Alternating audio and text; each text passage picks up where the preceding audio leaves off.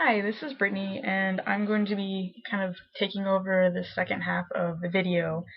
And what we have just seen is some unfortunate representations of race and gender from the past. And although they shape our history, I would like to look at some of the more current representations of race and gender we might see now. Sort of a racism and sexism current events. I just picked a few images, probably of many, to highlight, mostly because they're current and they surprised me. This first one, you can see, well, these first two images actually that you'll be seeing are of Beyonce, arguably one of the most beautiful women in modern pop culture. Probably 2 degrees short of perfection, and you can kind of see throughout time she has been lightened in different ad campaigns, and which is really unfortunate and really strange to see. So, like, basically a really beautiful black woman who is, I don't know, the representation of beauty being sort of anglicized or whitened to be more commercial, or whatever the reason is. Some people could argue that that's not what's happening, that it's the lighting, or whatever, but I think if you look at it objectively, it's pretty easy to see that she is being made to look more Caucasian, which is really sad because that sort of instills this idea that that's the ideal beauty, which it's really not. This next image is actually a short clip of a Cheerios commercial that came out several months ago, maybe half a year ago, about an interracial family. It was probably one of the first commercials that I can remember that depicted an interracial family. And the first time I watched it, I didn't really think anything of it besides cute kid, and that's pretty funny. Dad got Cheerios all over him. If you haven't seen it, basically what happens is the little girl comes up to mom and is like, "Are Cheerios good for your heart?" And then it flashes over to her African American father sleeping on the couch with a whole bunch of Cheerios on his chest because little lady says it's good for daddy's heart, and which is really cute. But there was a whole ton of racist backlash for this commercial. I mean, comments that are just awful about like references to Nazis and I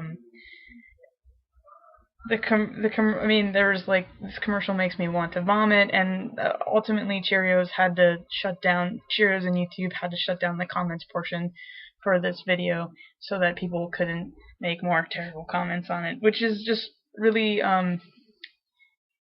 it was shocking to me to be 2013 and have these sort of reactions to something that is relatively accepted and commonplace in our society anymore. If you haven't seen this commercial yet, I will create a link for it, and you should go watch it. It's pretty silly, the reaction that people had to this video, and it says a lot about how racism, I mean, all of these last images say a lot about how Americans still deal with race and even gender to an extent in American society to this day. And this very last image happened very recently, and it has to do with Obamacare. And regardless of your feelings about the Obamacare rollout and website, this is an ad that was released for the Colorado website, and it's basically depicting this woman as being really happy that she can get free birth control because now she can go and have sex with this like hot guy next to her, and how easy it makes her, and which is really strange because it basically says the only reason why women get birth control is because now they can have free, guilt-free sex, and which basically says that women who get birth control are sluts and not responsible people trying to plan for their future families, or not wanting to have families, or trying to do the responsible thing, with their bodies and their lives. Instead, it's no, women who want birth control are sluts and want to have sex with everyone. And and that's something that Republicans got really um, raked over the coals over in the past election about sort of their views on women's reproductive rights and birth control. That was a big talking point in a lot of the elections last year, and now we're having a actual Democrat rollout for the new Obamacare websites in Colorado, and here they are perpetuating the same nonsense. So